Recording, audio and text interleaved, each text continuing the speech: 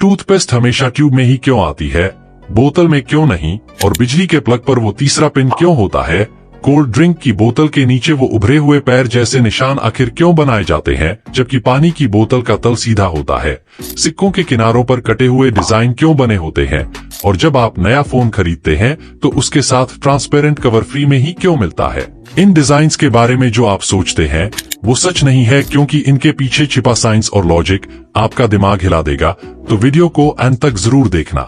Number 1, सोचो अगर तुम्हें टाइपिंग करनी हो और कीबोर्ड पर सारे अक्षर एकदम सीधी लाइन में ABCD से शुरू होकर Z तक लगे हों, कितना आसान लगता ना।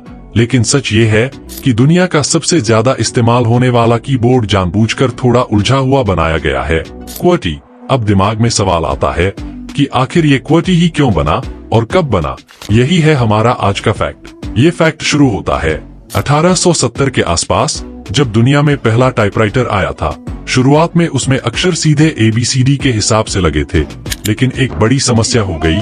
जैसे ही लोग तेज टाइप करने लगे तो जिन लेटर्स की धातु की रोड्स पास थीं, वो टकराकर फंस जाती थीं। इमेजिन करो, तुम तेजी से टाइप कर रहे हो और अचानक मशीन जाम हो जाए।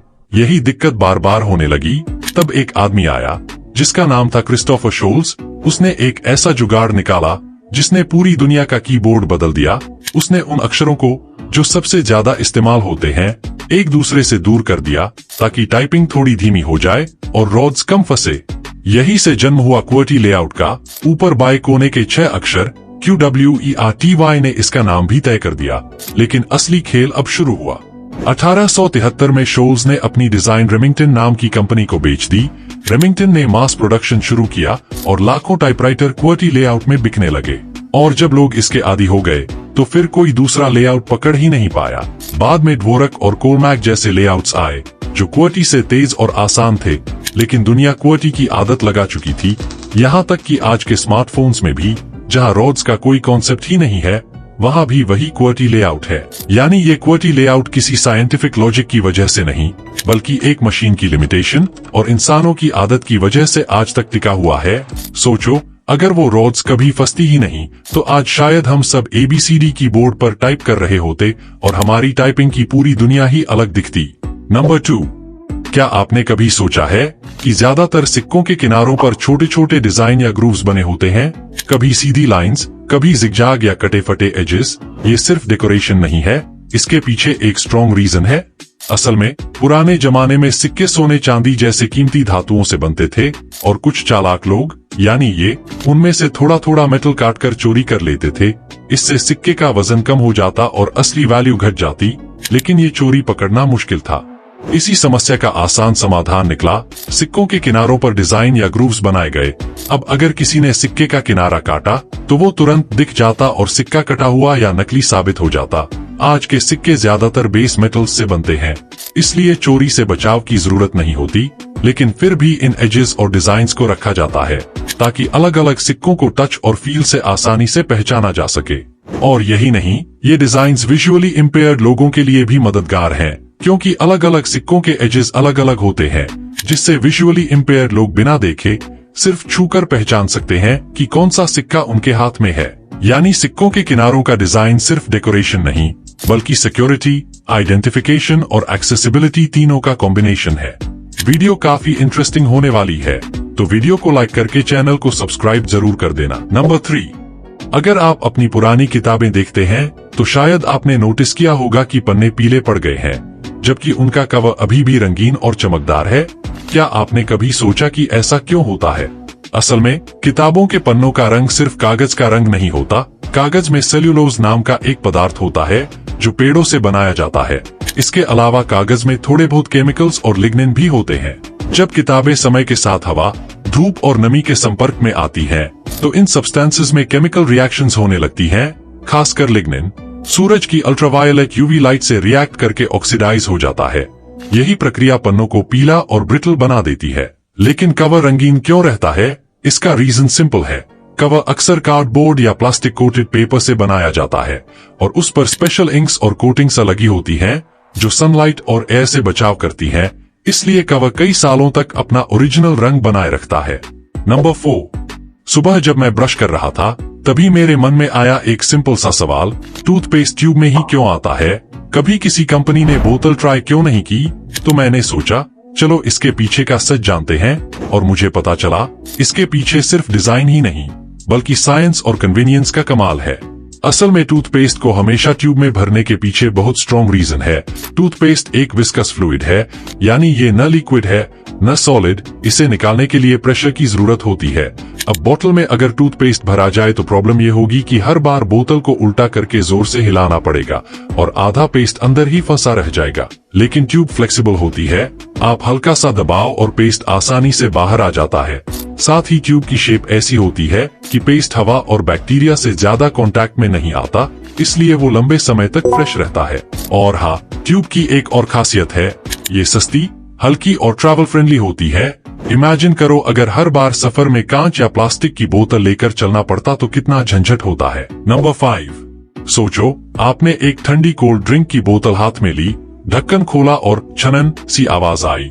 लेकिन क्या कभी सोचा है कि इस बोतल के नीचे का हिस्सा गोल और पैरों जैसा क्यों बना होता है, जबकि ज्यादातर पानी की बोतलों का तला बिल्कुल सीधा होता है? असल में इसका सबसे बड़ा कारण है दबाव। कोल्ड ड्रिंक में सिर्फ पानी नहीं होता, उसमें कार्बन डाइऑक्साइड गैस भरी जाती है। यही गैस जब अंदर दबकर रहती है तो बोतल के अंदर बहुत ज्यादा प्रेशर बना देती है। अगर बोतल का नीचे का हिस्सा फ्लैट होता तो ये प्रेशर सीधा उसी सतह पर लगता और बोतल या तो टेढ़ी हो जाती या कभी कभी फट भी सकती थी। अब यही वजह है कि कोल्ड ड्रिंक की बोतल को खास डिजाइन दिया जाता है, जिसे कहा जाता है पेटल बेस। इस बेस में 5 या 6 पैरों जैसे हिस्से बने होते हैं। ये डिजाइन दबाव को बराबर बांट देता है, जिससे बोतल ज्यादा मजबूत हो जाती है और आसानी से शेप नहीं बिगाड़ती। लेकिन बस यही नहीं, ये डिजाइन बोतल को खड़ा रहने के लिए 4-5 छोटे छोटे पैरों जैसा सहारा भी देता है। सीधा फ्लैट बेस इतनी गैस के दबाव में अंदर की ओर धंस सकता था, लेकिन पेटल बेस बोतल को मजबूती से खड़ा रखता है, यानी आपके टेबल पर बोतल डगमगाएगी नहीं। और एक फायदा ये भी है कि बोतल के अंदर का लिक्विड जब ठंडा होता है तो थोड़ा सिकुड़ जाता है और जब गर्म होता है तो फैल जाता है।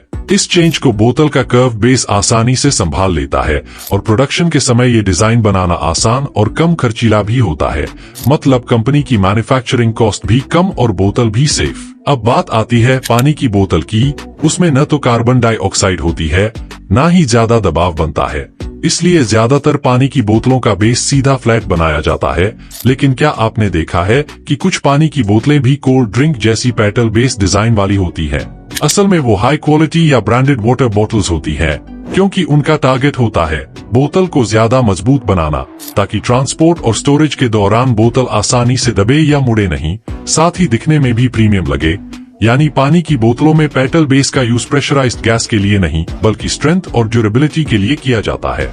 नंबर 6, सोचिए अगर आपके घर में हर चीज बिजली से चल रही है और आप बस बैठे हैं, लेकिन क्या आप जानते हैं कि एक छोटा सा पिन आपकी और आपके परिवार की सुरक्षा के लिए कितना अहम है? हर इलेक्ट्रिक प्लग में 3 पिन होते हैं, लाइव, न्यूट्रल और अर्थ। अब आप सोच सकते हैं कि 2 पिन से ही बिजली तो चल सकती है, तो तीसरा पिन क्यों बनाया गया है?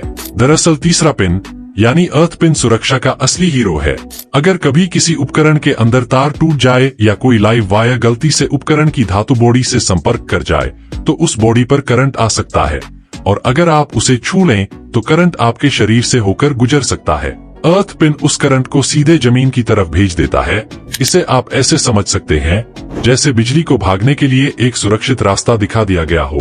इससे करंट आपके शरीर से होकर नहीं गुजरता और प्रोटेक्टिव डिवाइस जैसे एमसीबी या फ्यूज काम करके सर्किट को तुरंत कट कर देते हैं, यानी बिजली बंद हो जाती है। इसलिए झटका लगने का खतरा खत्म हो जाता है।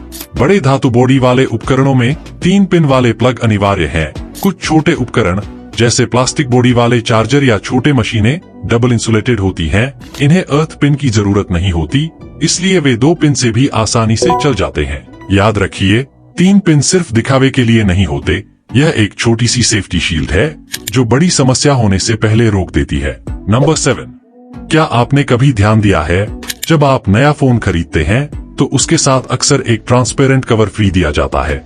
लेकिन सोचिए ऐसा क्यों होता है? असल में रीजन बहुत सिंपल है।